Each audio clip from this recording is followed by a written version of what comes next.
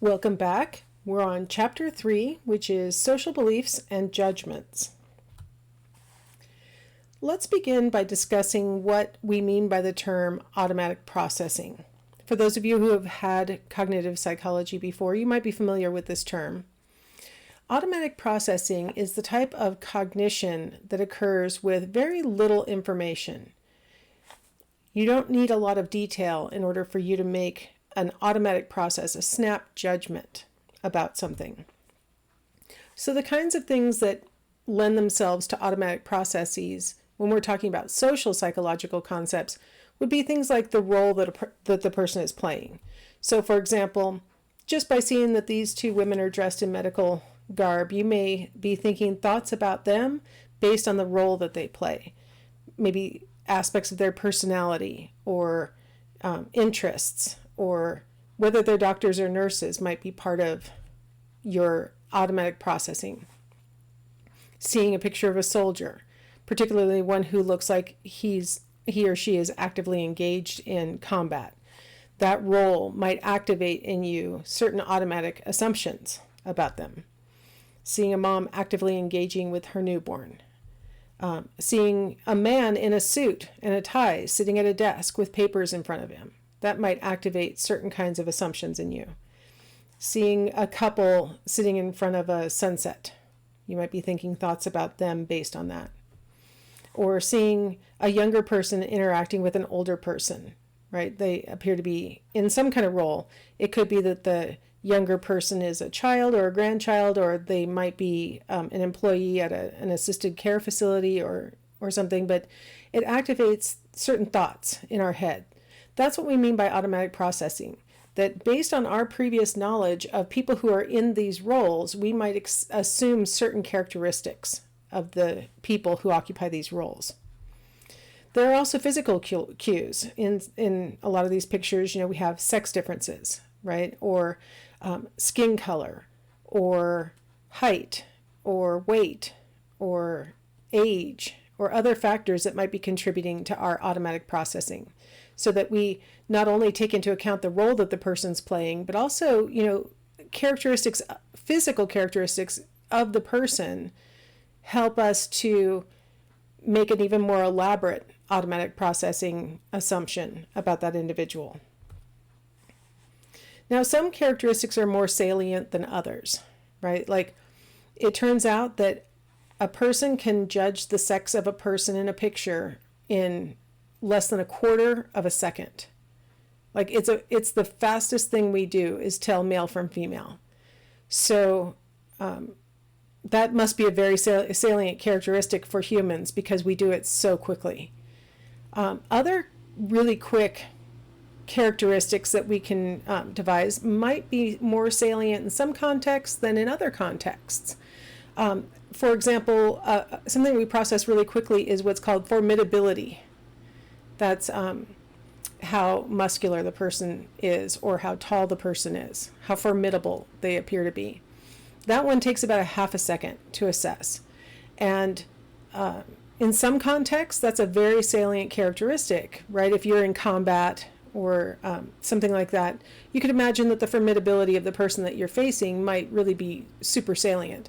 In other contexts, while you still can do it really quickly, it may not feed very much into your assumptions about the person because it's not really that salient given the current context. So I don't know, you're at a dinner party or something where formidability doesn't really matter. While you notice it, it may not help you as you're making assumptions about the person. So automatic processing is the first step in the categorization process that we all automatically undergo when we meet new people or we find ourselves in new situations. So categorization is when we take those initial, largely automatic processes and start to integrate them together with maybe some conscious information that we gleaned, like the person's name, or how we know them, or why we're both in this same place, or whatever it is. Right?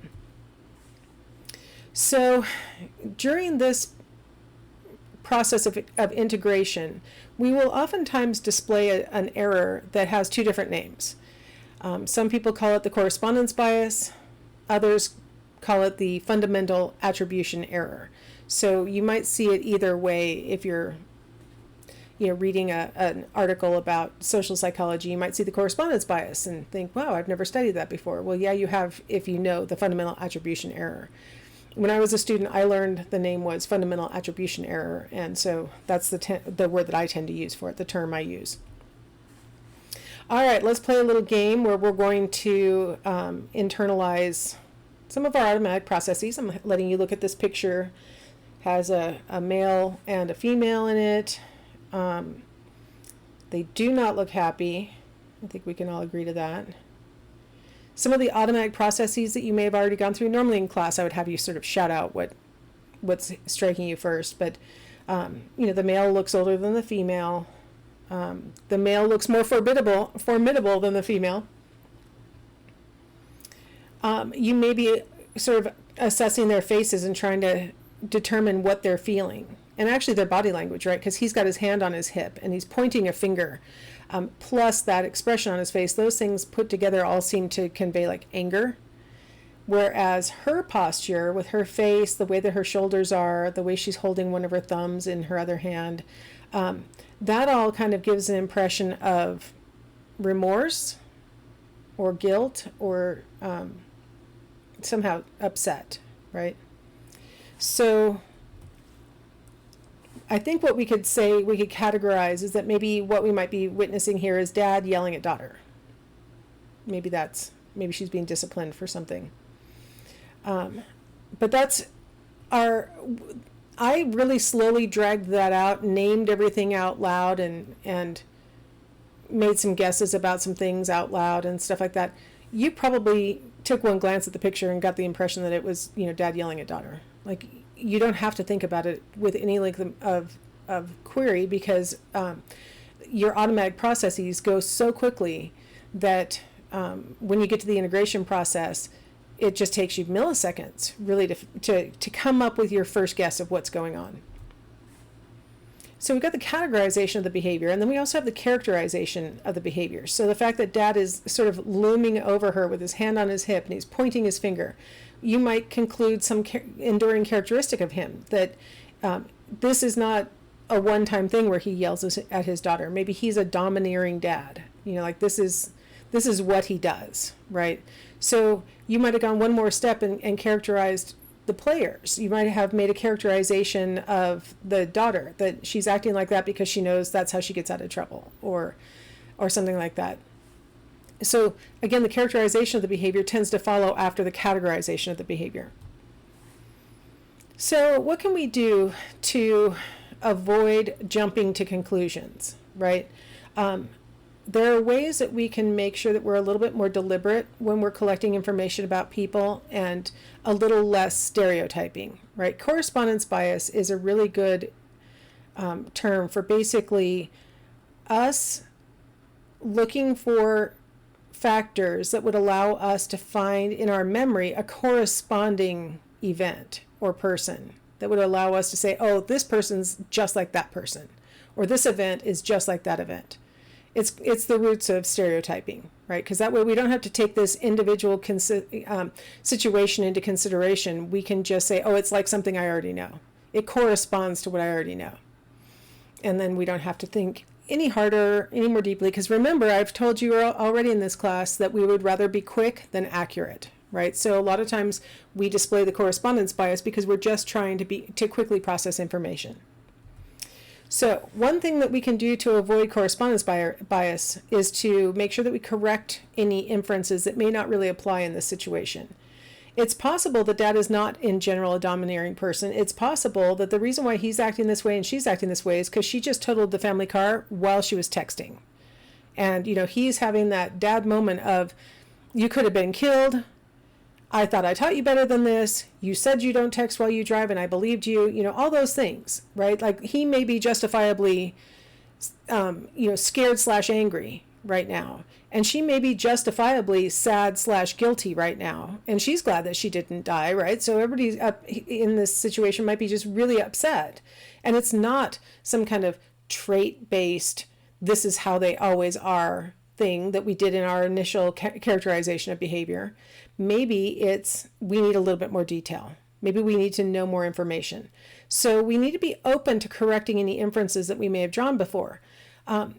This is probably the step where we really display sort of our trust in our previous experiences. Because even if we get this new piece of information that, he's upset with her because she totaled the car because she was driving while texting, we don't necessarily, if we determine that he was domineering, we may not completely let him off the hook on that domineering inference that we drew. We may be like, yeah, but he probably still, he's probably still kind of domineering anyway. And so if we really want to avoid correspondence bias, we need to be open to the possibility that we didn't have all the information and that this might be a special case that does not correspond to something that we already know in our past, and that we need to be a little bit more open-minded. So categorization and characterization are automatic processes, whereas correction of inference is an effortful process. So what you find is that a lot of times we're reluctant to take that extra step and do the effortful process of correcting our inferences. A lot of times we don't need to change our inferences because we move on and we never see these people again, or we are never in that experience again. And so it doesn't matter if we drew the wrong conclusions, like we're not motivated to change our inference. We walk away thinking we were probably right, and we never really think about it again. It just becomes one more piece of evidence so that next time we encounter something sort of like this, we go, well, I've encountered something like this in the past, and this is the inference that I drew. And so we not only aren't motivated to change our initial inference, because it may not matter in this current context, but then that incorrect inference may feed a further incorrect inference in the future. And now we're really getting into the basis of stereotyping, right? Because none of the individuals we're coming in contact with really deserve the interpretations that we're placing on them, but we keep using our interpretations as information, as if our previous interpretation should fuel our current one. So that effortful process is usually where we fall short. We usually don't avoid correspondence bias. We don't correct that. So we don't go to that extra effortful step. All right, we're going to play another little game, and I just was trying to think of somebody who you might know who it is, because it's the governor of our state, Jay Inslee, but maybe don't know well enough to really know how he behaves all the time, so that would make this more fun. So what you're going to do for each of the following 20 pairs of traits, you're going to write down the one trait in each pair that is most characteristic of Jay Inslee, governor of Washington, in case you don't know who he is. If neither of the traits in a pair is the most characteristic, indicate that by writing depends on the situation. So if you can grab a piece of paper and a pencil to play along with me, you don't have to write out the full word. You could write left, middle, right. You could make like 3 columns and put a check mark for left, middle, right. I'm going to show you the adjectives again later. So you don't have to write out the words. In other words, just make some kind of mark to let you know for each of the 20 pairs which way you went, the left column, the middle column, or the right, which depends on the situation. All right, so hopefully you've got your piece of paper set up and you're ready to make your marks. And so we've got, originally when they designed this, it was serious versus gay, and then they had to put in parentheses merry because people were misinterpreting the word gay because it means, happy or merry. So serious, gay, or it depends on the situation. Subjective, analytic, or depends on the situation. Future-oriented, present-oriented, depends. Energetic, relaxed, depends. So you're trying to think of, how does Jay Inslee act, right? Is he unassuming, or is he self-asserting, or does it depend on the situation? Is he lenient? Is he firm, or does it depend on the situation? Is he reserved? Is he emotionally expressive, or it depends on the situation? Dignified, casual, depends. Realistic, idealistic, depends. Intense, calm, depends. Skeptical, trusting, depends. Quiet, talkative, depends. Cultivated, natural, depends. Sensitive, tough-minded, depends. Self-sufficient, sociable, depends. Steady, flexible, depends. Dominant, deferential, depends. Cautious, bold, depends. Uninhibited, self-controlled, depends. Conscientious, happy-go-lucky, or depends. Okay, so now make sure that you label this set of markings that you just made as J. Inslee, so that you remember when we come back in a second that these are the judgments that you made for J. Inslee. So however you marked them is fine. Just make sure that you know these are your marks for J. Inslee, because now what we're going to do is do the exact same thing, but now you're going to think of yourself. So I want you to mark which of the pairs, or depends on the situation, for each of these characteristics, thinking of yourself. So are you serious, or are you gay/merry? Or does it depend on the situation? Are you subjective, analytic, or it depends? Future-oriented, present-oriented, or depends? Energetic, relaxed, or depends? Unassuming, self-asserting, or depends? Lenient, firm, depends? Reserved, emotionally expressive, depends? Dignified, casual, depends? Realistic, idealistic, depends? Intense, calm, depends? Skeptical, trusting, depends? Quiet, talkative, depends? Cultivated, natural, depends? Sensitive, tough-minded, depends? Self-sufficient, sociable, depends? Steady, flexible, depends? Dominant, deferential, depends? Cautious, bold, depends? Uninhibited, self-controlled, depends? Conscientious, happy-go-lucky, or it depends on the situation. All right, so make sure it's really clear that the last 20 that you just did were you. And what you need to do is for the first 20 that were J. Inslee, count up how many times you marked depends on the situation. And then for yourself, count up how many times you marked depends on the situation. So go ahead and make those sums. Okay, so I'll assume that you have added up how many times you said depends on the situation for J. Inslee, how many times you said it for yourself. Typically what we find is that people say depends on the situation more often for themselves than they do for other people. And that's because we have an attributional bias when we are discussing ourselves. When we are the actor, we make different attributions for the behavior than when we are the observer. And that's called the actor-observer effect. So I thought I had a definition for that. Sorry. So when we are observing ourselves, we are aware of how impactful the environment is on our behavior. We realize that oftentimes we change our behavior to suit the circumstances. So for example, with the are you more relaxed or are you more casual? Sometimes I'll bet you're really casual. I'll bet other times you dress formally. I'll bet you act more formally in certain circumstances, right? And you're aware of that for yourself. Whereas you might think when judging a governor that they're more likely to be formal, right? Because they're the governor and so they probably act like that. Because you see yourself across lots of different situations and you have witnessed yourself behaving in different ways, it's easier for you to mark depends on the situation for yourself. But when you're making those assessments for somebody else, you've only seen them in a narrow band of experiences. I mean, unless it's somebody who you live with and you spend a lot of time with, other people who you only come in contact with in certain circumstances, you assume however they act in this circumstance is how they always act. It's that actor-observer effect, right? When you're the actor, you're aware that the environment plays a role in your behavior. When you're the observer, you think that the observer behaves the way that they want.